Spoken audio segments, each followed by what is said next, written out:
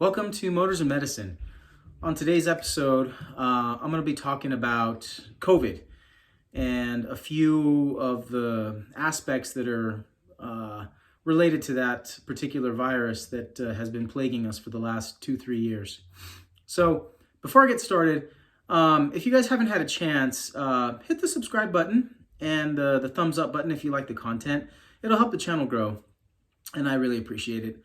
All right, let's get back into it. So COVID, we all kind of know what it is. I mean, it's been around since, December of 2019 or so. First originated in China. The debate is still there whether it happened in a lab or in that market. But either way, just a quick summary. COVID is a pretty infectious virus that began as being mostly droplet transmission. And so it was a very intelligent virus, and the virus itself has been classified as a coronavirus. Now, other viruses that are coronaviruses are the viruses that cause the common cold. And so we all know that the common cold is extremely contagious, and you literally just breathe on somebody and you can contract the common cold. That's kind of what COVID has become at this point. But let's rewind a little bit, go back to the origins. So when COVID first came out back in, late 2019, early 2020, nobody really understood the virus. But what we did know was that after they started analyzing it, the virus was in fact a coronavirus, which makes it exceptionally evasive when it comes to your immune system. And it makes it extremely hard to detect as an antigen in your body. Your immune system has a hard time tagging it. And your immune cells, your lymphocytes, which fight viruses, have a hard time latching onto it to fight it off and prevent it from proliferating and multiplying. So when it first came out, the virus was originally primarily droplet transmission, which meant that you had to be in really close proximity to somebody, and you had to either sneeze or cough on them, and some of the droplets from your sneeze or cough had to hit somebody else, contaminate their mucous membranes, whether it be their eyes, mouth, nose, and then you'd get infected that way. Or if you got some of that droplet on your hands and then touched your eyes, mouth, or nose, you'd transmit it that way.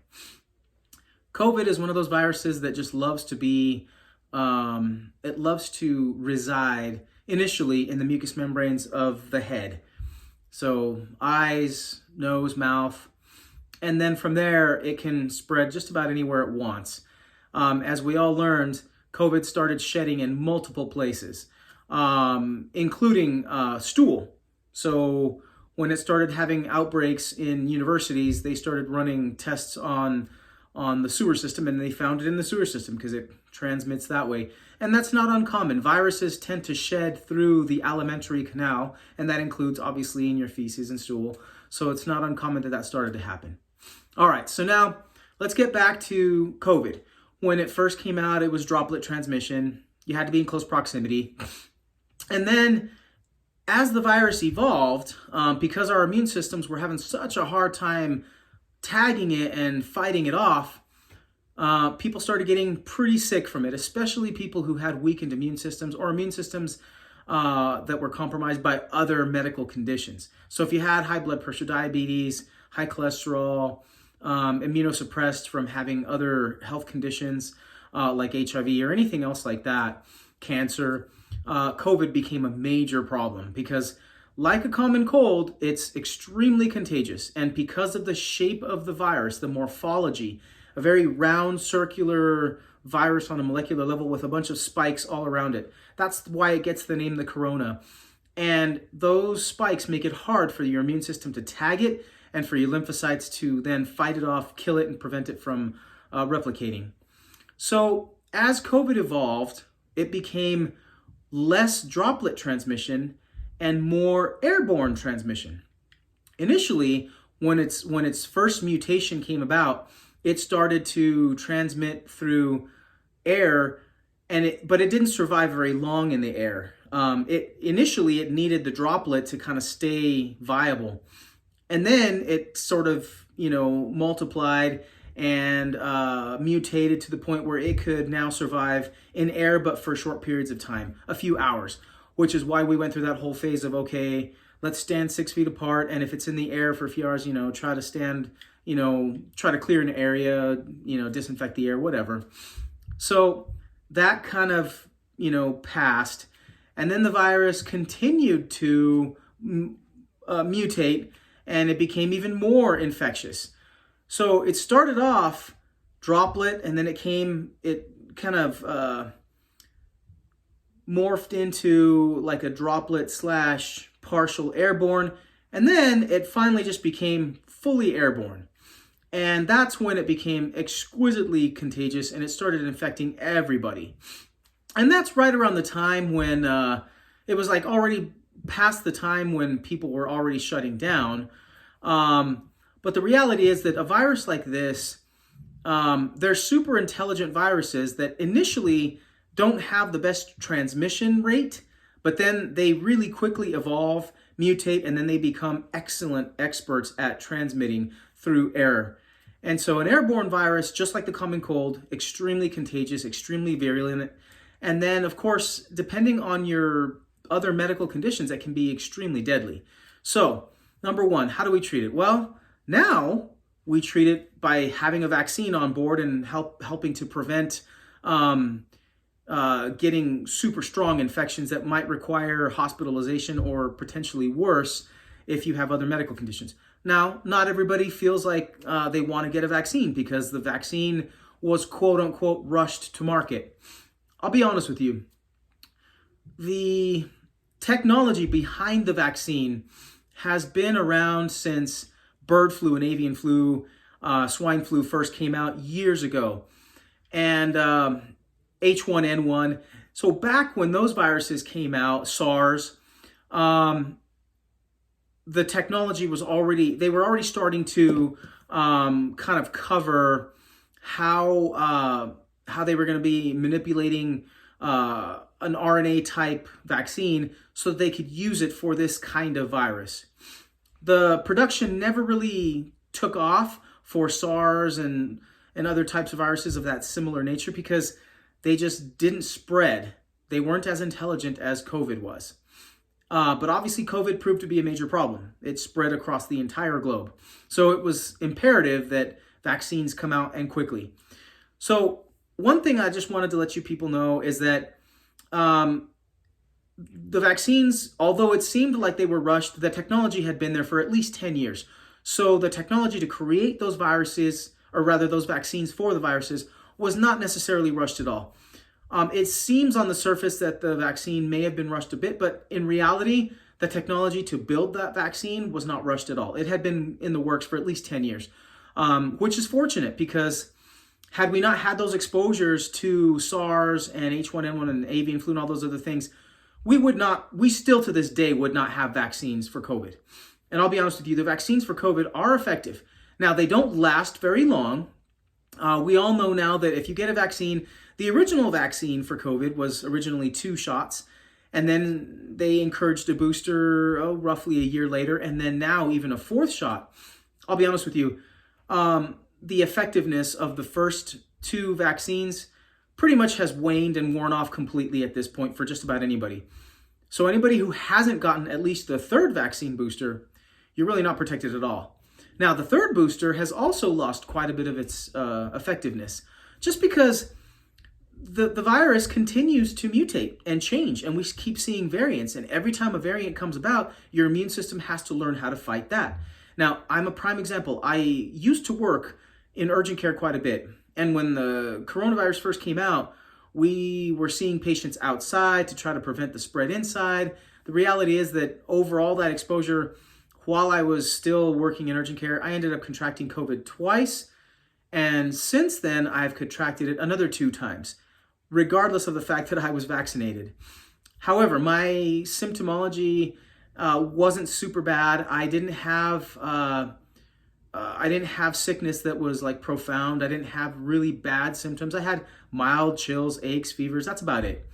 And that I credit that to the fact that I was vaccinated. The vaccine protected me from getting severe virus complications. So that's just something that I wanted to point out, that the vaccine is very important, and it is viable, and it does work. It just may not last as long as we had hoped, but it is definitely worth getting. Now, in fact, I've actually received the fourth vaccine back in, I want to say, September. And I did that because we were going on a trip, and we were going to be in some foreign waters. And I just wasn't sure if being in a different country for a short period of time, that we might have some exposures that, we wouldn't have otherwise had. But I felt good about doing that fourth vaccine just because it's given me extra protection. And keep in mind, every time you get a vaccine of any kind, your immune system holds on to that vaccine for a pretty long time, unless it's something like the COVID vaccines, which we know have kind of worn off. But the memory in your immune system for those vaccines is still there. And anytime you get a vaccine that's related to the one you had before, your immune system knows how to react and how to create antibodies for it that much faster. So even if the initial vaccine has worn off, if you get the newer version of that vaccine, your body will create antibodies much faster, and you'll be protected at a much faster pace and a better rate, so that you can fight off these variants of COVID as they come out. Now, I'm not going to sit here and tell everybody they should get vaccines, but I will say that there is plenty of evidence now to suggest that the vaccines do work. They just don't last as long. But if you have had them and you have lost the efficacy, if you get a new one or one of the updated vaccines, that will definitely, your body will react much faster and create antibodies a little bit faster, and you'll be more protected. Because at the end of the day, I just hate being sick. I absolutely hate being sick. Most people do. And regardless of whether you agree with vaccines or not, if you want to try to have less sickness and be less prone to sickness, a vaccine is a good option. Now, there are other options to treat COVID at this point. There's some oral treatments, there's antivirals, there's monoclonal antibodies. Those are the ways to treat it. Most of those are going to be reserved for people who have severe comorbidities, other medical conditions that inhibit their healing abilities. So in cases like that, you may want to seek out, some type of either oral or antiviral, or some type of monoclonal if you're in the hospital and inpatient care. But at the end of the day, at this point in time, this far into this pandemic, most people, if not all people, have at one point or another been infected with COVID. I can assure you of that. You may not have tested for it, you may not have known that you had it, but at this point, there is a good chance, a good high likelihood that at least 95% of the population globally, if not more, has already contracted COVID at least once. So your immune systems are already kind of triggered and know how to fight it. So that's the plus side, that's the good thing. Now, I will say this, that COVID is never going to go away, in my opinion, and in the opinion of many other medical experts. It's just not going to go away. What I think COVID is going to continue to do, it's going to continue to mutate to the point where it does become very much like a common cold, in that it can infect anybody, anytime, quickly. Masks really aren't going to prevent that from happening. In fact, at this point in time, I wear a mask only because I'm required to at work, but outside of work, masks, I never wear them, and I don't feel that they're going to be of any benefit at this point in time. When the virus first came out, masks had a place, especially with the droplet transmission. Once it became airborne, masks, like surgical masks, they just really don't help a whole lot. At this point, the only way that a mask would work is if everybody wore one, and that's just not happening. So I just don't see the point. And then if you're really concerned about it, just don't go out and be around a lot of people, because no matter what, it's so contagious at this point that you're going to catch it if you haven't already.